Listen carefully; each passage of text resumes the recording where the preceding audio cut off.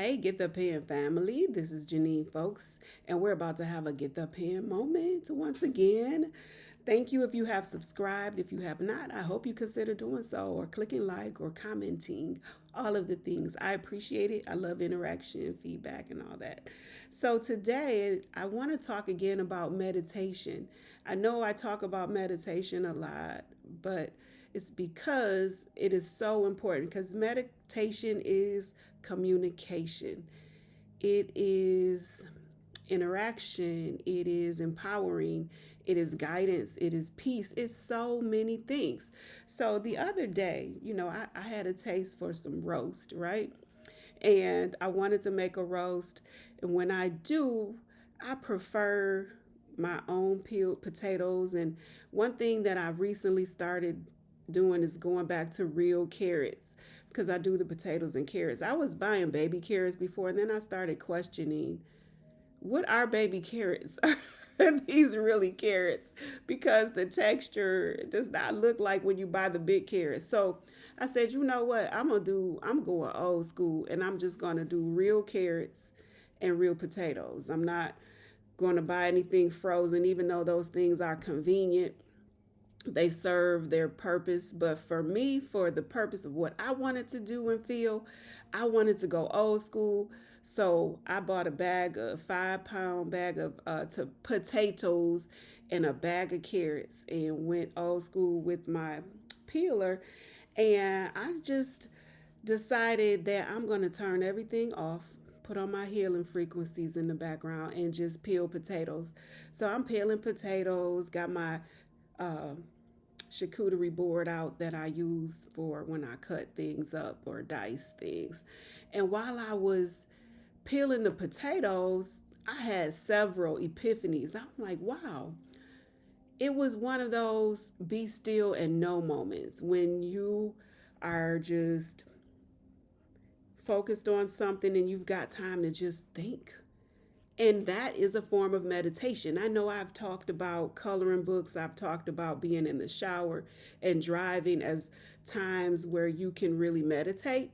Add this to your repertoire. Going old school, peeling potatoes, shucking corn, doing the things that our grandmothers used to do. And you know how we always, like nowadays, modern women, we're out here looking for how do we meditate? How can we hear from God? How can we think on things and receive guidance? And how can we talk to God? How do we have a time of communion to commune with God? And we're trying to carve out space to do these things. I don't recall my grandmother having to diligently look for opportunities to meditate. And my conclusion is that she did it when she was peeling potatoes or when she was sitting on the porch watering the grass and just doing her normal day-to-day things. Those were times of meditation. We didn't give it the label meditation, but when you think about it, that's really what it was. The time of just sitting and doing and being still. And cooking from scratch is where it can be found sometimes when you are washing the dishes by hand, when you can stand there and think. When I wash dishes by hand, it gives me time to recalibrate, it gives me time to think. That's a form of meditation. Folding laundry. And remember when they used to hang the clothes on the clothesline? Even just doing that, folding laundry, taking the clothes down, and even doing laundry. If you go to the laundromat or however you do your laundry, let that be a time of meditation. Let that be a time of focus where you are pausing to think on things and not be in a hurry. I know people who will do their laundry and let it sit for days because they cannot pause to fold laundry. They are in such a hustle and bustle and move and move and move, move, move. I got to do this, I got to do that, that you can't take 15 minutes. Because if you have focused 15 minutes, you could probably fold your laundry in 15 minutes, 30 at the most. But most people can't even take 15 minutes to fold laundry, but then we'll try to find a way to meditate. You can meditate while you're folding your clothes or while you're doing other things, even gardening, making contact with the earth, touching the soil, and just being in nature and watching nature perform, watching nature do what it do. When you plant seeds or when you nurture plants and vegetables and things like that, that's a form of meditation because you're being still and you're knowing. Our grandmothers, and I know we think it's gross, chitterlings, because I think it's gross, but I don't eat them. But I remember my aunt being up all night cleaning chitterlings, just sitting there with a bucket of chitterlings and just sitting there for hours.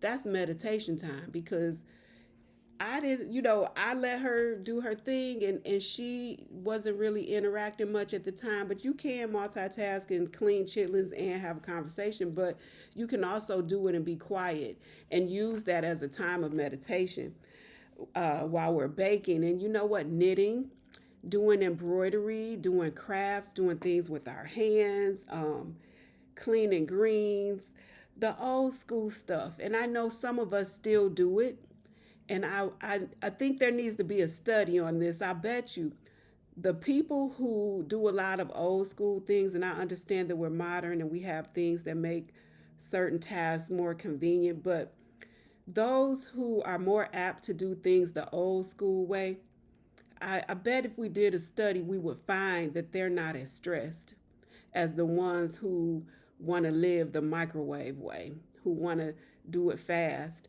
and quick and in a hurry. And I understand there are certain things we need to do for convenience sake and for time's sake, but every now and then we need to take it old school, turn it into a form of meditation, turn it into a time of reflection and thinking. And I'm willing to bet that you wouldn't be as stressed out as you are if you could take time to process your thoughts, if you could take time to just be still and know that you would process things in such a way that you would relieve a lot of stress, that you would receive a lot of direction, a lot of insight, a lot of revelation and epiphanies, like I did the other day when I was peeling potatoes. Such a simple task, even you can call it a mundane task, but let me tell you, while I was peeling potatoes, I got epiphanies. I got thoughts and ideas.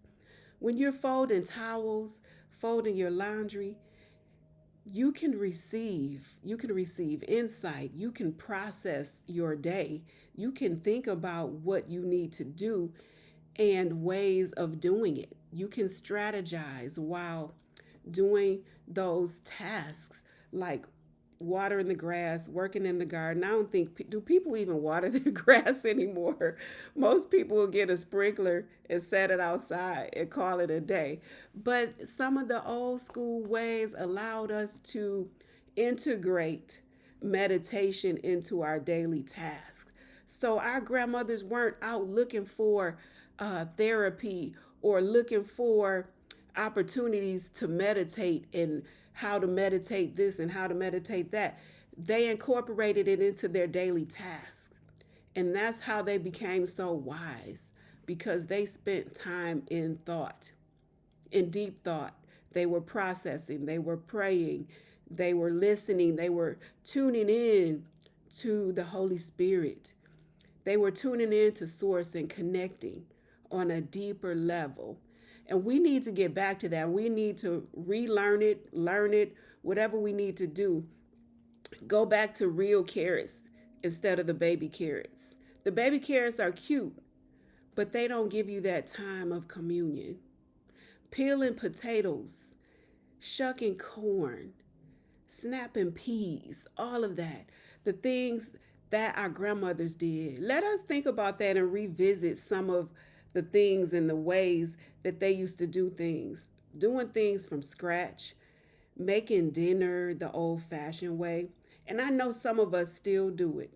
And I think if there was a study done, those who do old school things every now and then are less stressed because they have more time to think, because they spend more time in meditation, whether we call it meditation or not. That's what we're doing. And when we integrate meditative time into our daily task, it's not so extra. It's not an extra thing that we need to do. It's built into our lives. It's normalized in our everyday lives where we are reflecting, where we are processing, where we are strategizing and thinking and planning. And I am willing to bet that when we do that, when we live like that, it makes life easier because we can think things through, we can plan things out, and I believe that will lead to better outcomes. This has been the Get the Pen moment. My name is Janine, folks. You can always visit me at getthepen.net. Please subscribe, share, like, comment. Have a great one. I'll see you next time.